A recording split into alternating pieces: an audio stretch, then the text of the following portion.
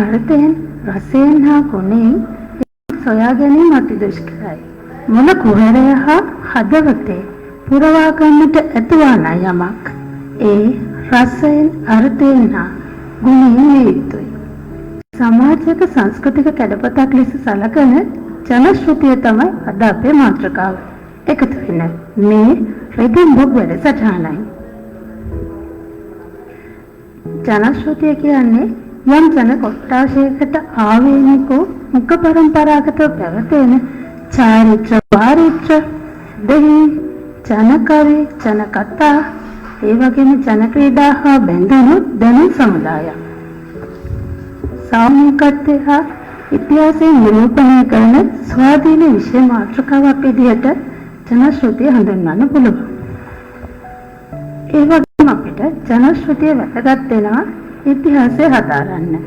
ප්‍රාග් ඓතිහාසික යුගයේ සිට පැවතෙන මානව පරිණාමය හා සංස්කෘත පසුබිම හඳුනා ගැනීමට අවකාශයක් විදිහට ඉතිහාසය තුළින් ජනශ්‍රුතිය වැදගත් වෙනවා.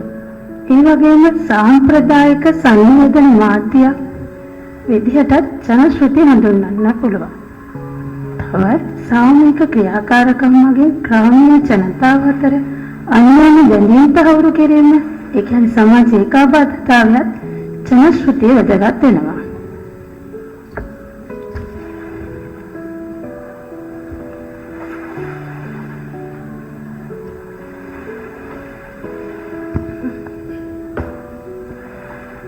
විලක මහිම බලමාවී පැසිලා තලක මහිම බල බට කොළ හොයාලා මලක මහිම බල අතෝග පිපිලා ලියක මහිම බල ගෝමර ඉසිලා. ශ්‍රී ලාංකීය ජනශ්‍රුතිය බොහෝ දුරට කෘෂිකර්මික ජීවන රටාව පදනම් කරගෙන නිර්මාණය වෙලා තියෙන නිසා අපේ දේශීය අනන්‍යතාවයේ විදහා දක්වන උරුමයක් විදිහටත් ජනශ්‍රුතිය හඳුන්වන්න පුළුවන්. ගෝයන් කවි සරණියට පදනම් වී ඇත්තේ කෙත හා බැඳුණු ජනකවි. ගෝයන් උපත, සයන්ජාත මාලය, නෙළුම් කවි ගායනා කිරීම මේ විශේෂත්වයක් ගන්න අතර දුලබ මාලා කවි එකතුවක් ලෙසින්ද අගය කරන්න පුළුවන්. මෙහි ඇතුළත් සියලුම ජනකවි මගින් නිරූපණය කරන්නේ කෙත හා බැඳුණු සාම්ප්‍රදායික කවි ජන උරුමයක්. ඉතින් මේ පොත මඩකුඹුරේ නෝමන් සිරිපාල කියන ලේඛකයා විසින් රචිත ගෝයන් කවි සරණිය පොතයි. අපි ගෝයන් කවියක් රස විඳලෙමු.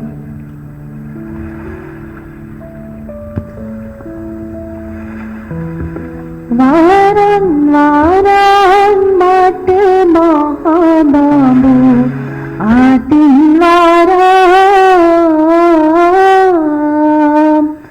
वारं वारं निसिवर देवी आतिन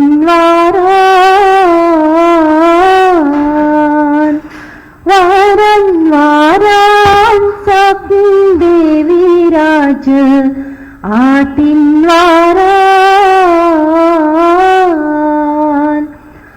वारन गोयाम के पुमट देवी दुर्गेन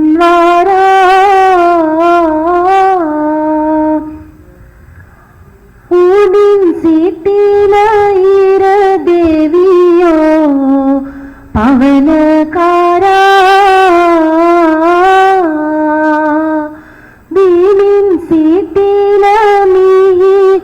देवी कलसदारा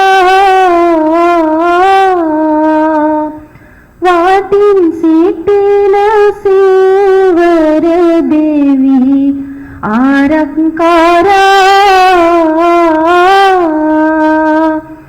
इतिन कापुमु अपि एकतुव गोयම්පුරා.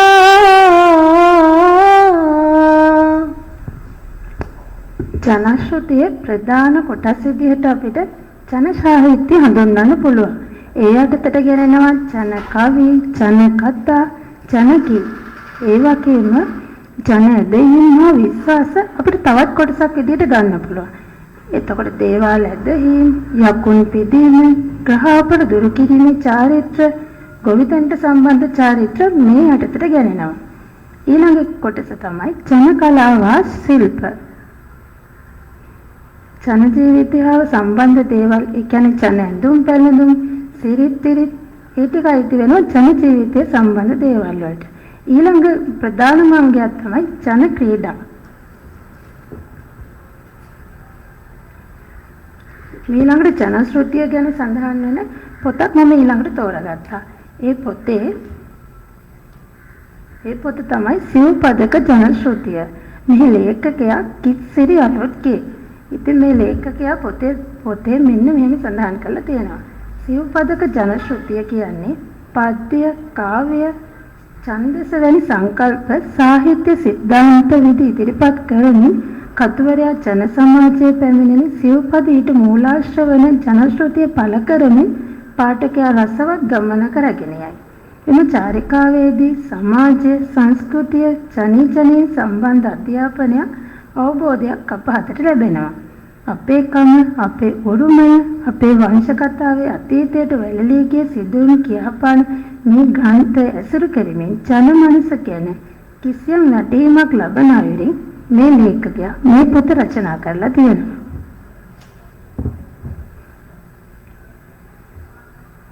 ඊළඟට මම තෝරාගත්ත තවත් පොතක්. ජන කතාව වෙන ජන ශ්‍රුතියේ මූලාශ්‍රමගේ සාමාන්‍ය ජනතාව තම ජීවන මට්ටපිටාව වඩාත් යහපත් කරගත්තා. තම දූවරුන්ට ජීවිතය සාර්ථක කර ගැනීම සඳහා එමගින් අවවාද අනුශාසනා ලබා දුන්නා. සමාජය වඩාත් යහපත් තැනක් කර ගැනීම සඳහා අපකැප වූ අයගේ පරමාදර්ශී ජීවිතය අතිශයෝක්තියකට නගා කීවා. එසේම සමාජයේම නොමනාකම්ද මේ යයි විදහා දැක්වුවා. තවද යකුන් දෙවිවරුන් වැනි අදෘශ්‍යමානී අධිභෞතික ජීවීන් පිළිබඳ විශ්වාස වටහාගත හැකිවන අයුරුන් කතා ගෙතුවහ. මනුෂ්‍ය සම්බන්ධතාවයන් තහවුරු කරන මිත්‍ර සන්තවය, ප්‍රේමය, පතිවත, භක්තිය හා ගෞරවය වැනි සංකල්ප කෙරෙහි සිස්සන්ගේ අවධානය යොමු කළා. මානව පැවැත්මට අහිතකර වූ බලපෑම් බැහැර කිරීමටද ජන ශ්‍රුතිය වාහකයක් වුණා. ජන කතා මුල් කරගෙන ලියවී තියෙන මේ පොත සිංහල කතන්දර ලෙස මහාචාර්ය සුනන්ද මහේන්ද්‍රයන් ලෙසින් රචනා කළ තියෙන පොතක්.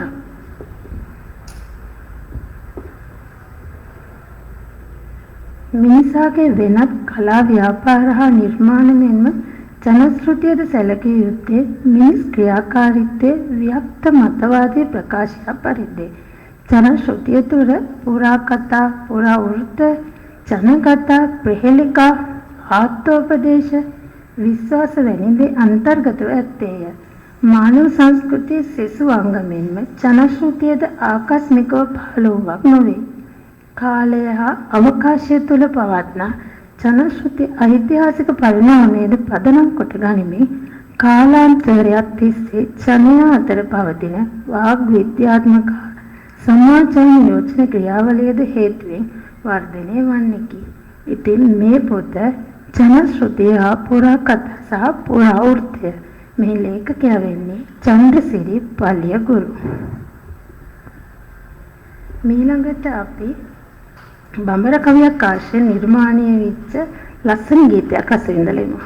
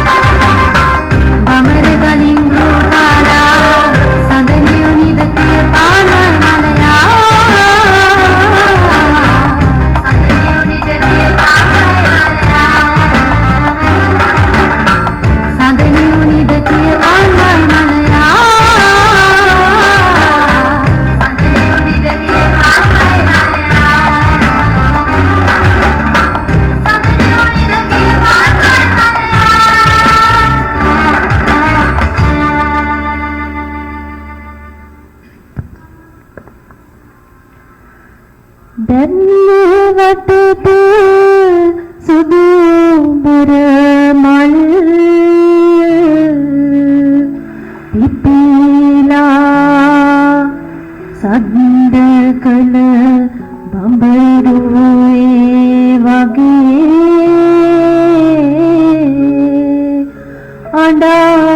අඬාලා ඉතිත් පලිත් ලොව එනතන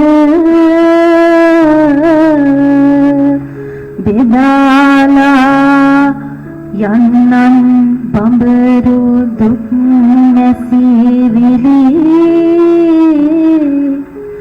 කියාලා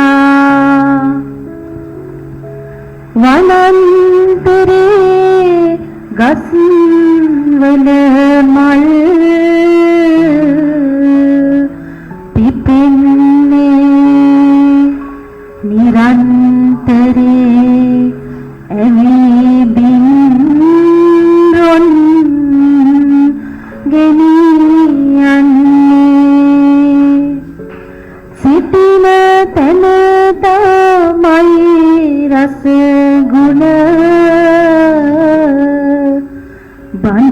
බඳින්නේ බඹරු තමයි අපටත් තනි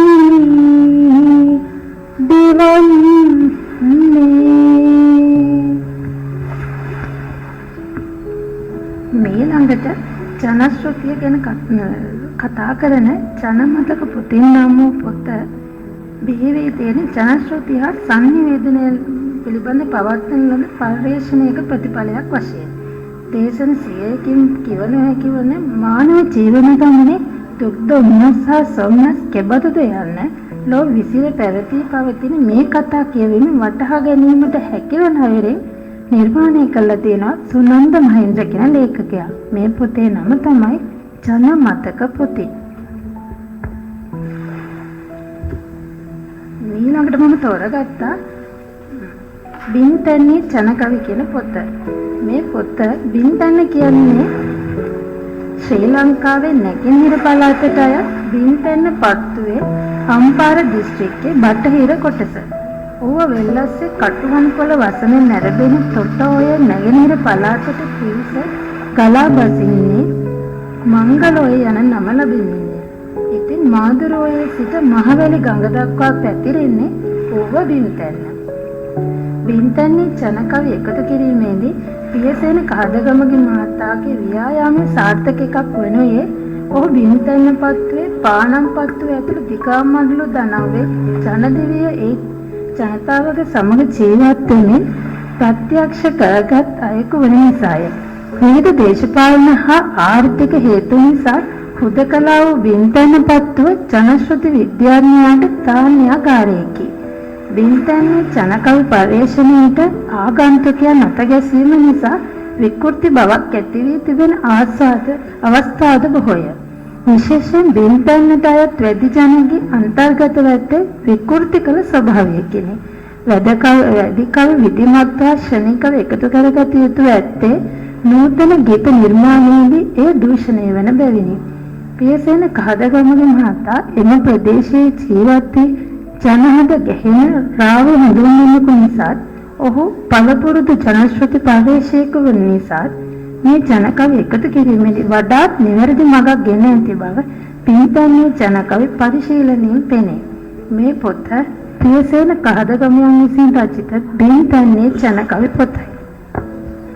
මේ ළඟට අපි වැඩිගී ආශ්‍රය නිර්මාණය වෙච්ච ලස්සන ගීතයක් රස විඳලෙමු.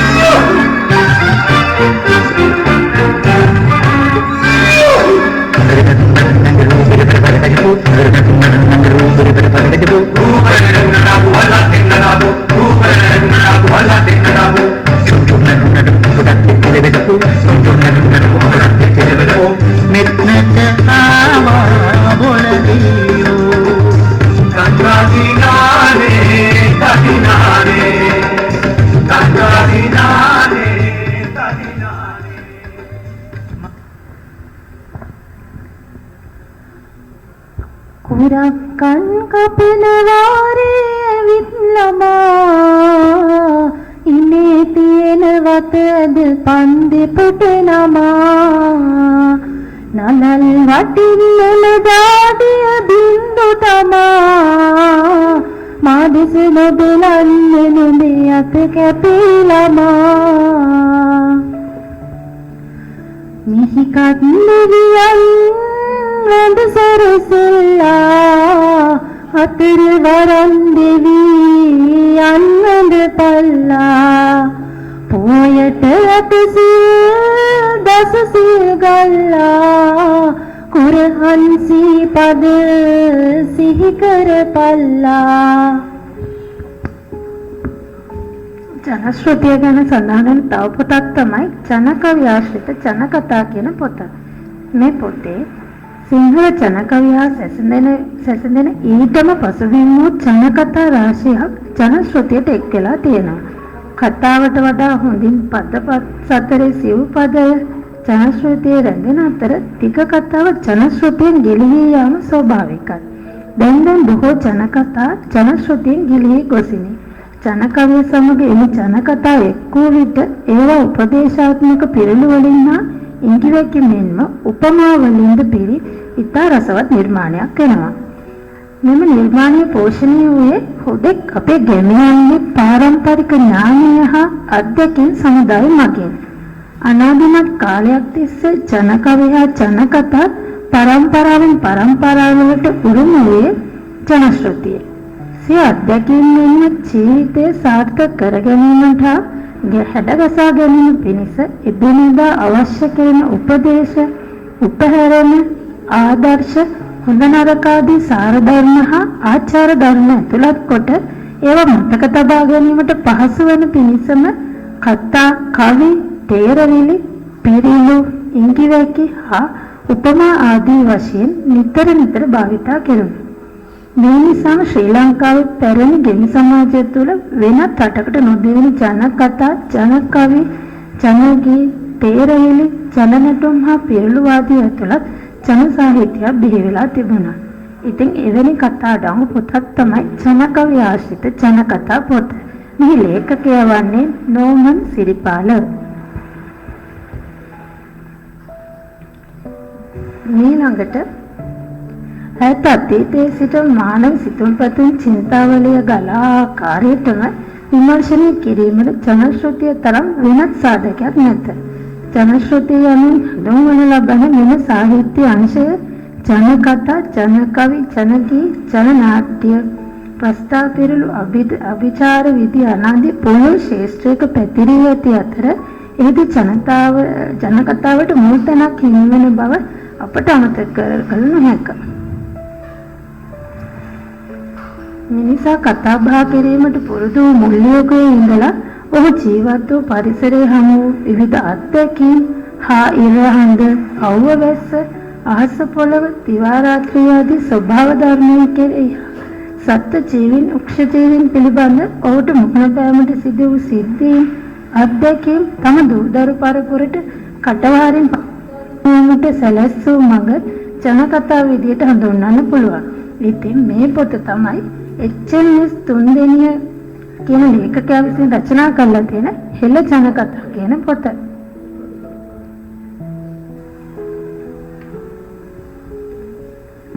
ඊළඟට අපි තෙල් කවියක්, ඔලින්ද කවියක් රස විඳලා පෙර කලේ තිබුණු පැලදම්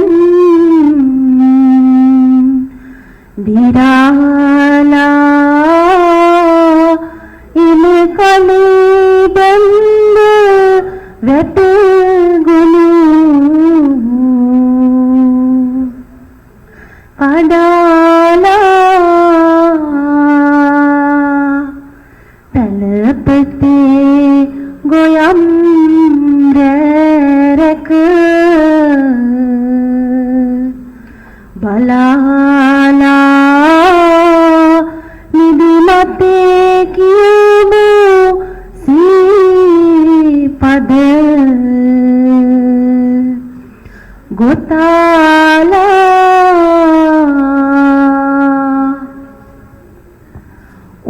දඬු කපන තැන උන දඬු පිකිල්ලා බට දඬු කපන තැන බට දඬු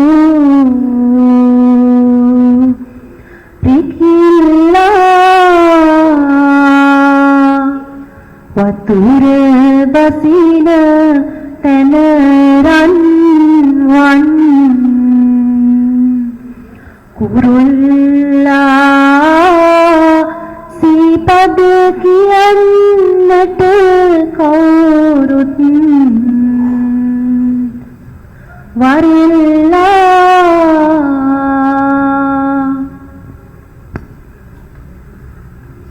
ඊළඟට ජනශ්‍රුතිය පිළිබඳ සඳහන් වෙන තව පොතක් මම තෝරගත්තා. මේ පොතේ ලෝවටා ජනකතා කියන කෘතියයි.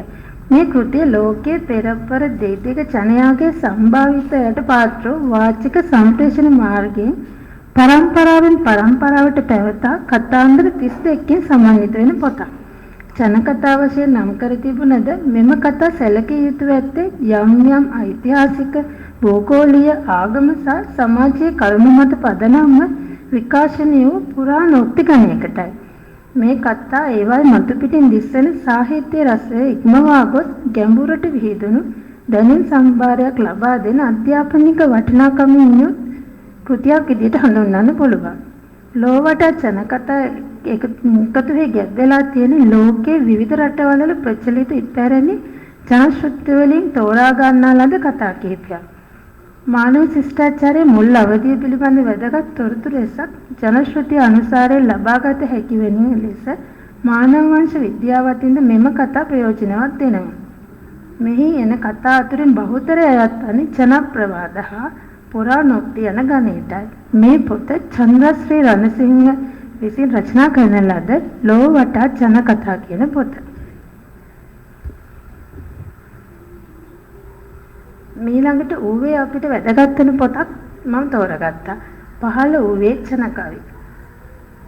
ඉතින් මේ පොත පිළිබඳ මහාචාර්ය මෙනිවන්පී තිලකරත්නය මෙහෙම කියලා තියෙනවා. වර්තමාන දියුණුව හමුවේ සීඝ්‍රයෙන් අභාවයට යමින් පවතින සිංහල ජනකවි සම්භාරය මෙසේ සුරක්ෂිත තත්ත්වයකට පත් කිරීමෙනුත් එම ජනකවි සාහිත්‍ය පරිශ්‍රණයේ යෙදෙනවන්ට ප්‍රයෝජනෙට හැකිවන ආයුරින් විවිධ මාතෘකා යටතේ බෙදා දැක්වීමෙනුත් ඒවා අලලා පරිශ්‍රණාත්මක විග්‍රහයක් ඉදිරිපත් කිරීමෙනුත් සුමනසේකර බණ්ඩා මහතා විසින් ඉටුකොට ඇති ශාස්ත්‍රීය මෙහෙය මෙකල ඉතා කලාතුරකින් පමණක් බලාපොරොත්තු විය හැකි යන්නේ දුර්ලභ කටයුත්තක් විදිහට හඳුන්වලා තියෙනවා.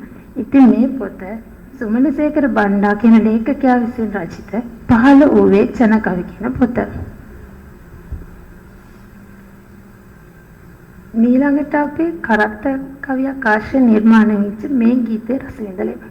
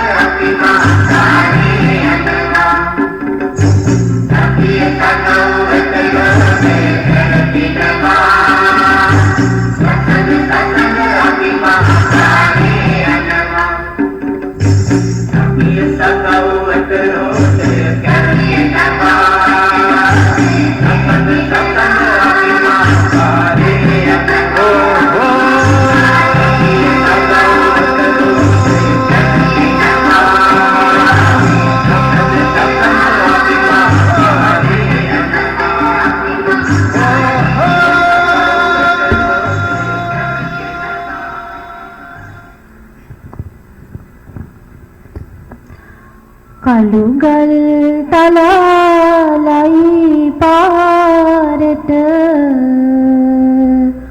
දමන්නේ එමගල් පැගිලයි ගොන් කුර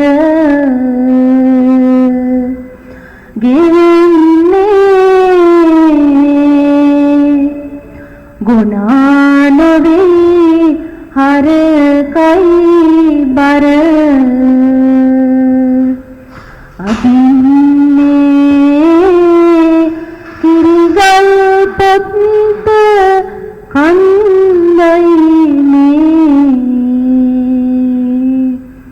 නගින්නේ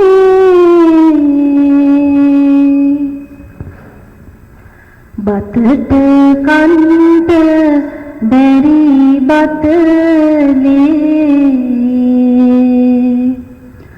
ගල කන්ද අලට කන්ට බැරි අලගල් ලේ කන්ද හුනට කන්ට බැරි උන්නස් ගිරි කන්ද මේ කඳ තුනට නායක සම නෙල කන්ද ඉතින් අද දැන් ඇවිල්ලා ඉන්නේ රිදම් බුක් වැඩසටහනේ අවසානයේට. අද වැඩසටහන සාර්ථක කර ගැනීමට උපදෙස් දුන් පුස්තකාල සේවා මණ්ඩලයේ අධ්‍යක්ෂ අසිත සඳරුවන් මහතාටත් පරිගණක හා තාක්ෂණික වශයෙන් සහාය දැක්වූ කාංචනා සොයරියටත් චාමික සොයරාටත් ස්තුතිවන්ත වෙනවා. ඉතින් මම පුස්තකාල සේවා මණ්ඩලයේ සුරේනි ශාමලී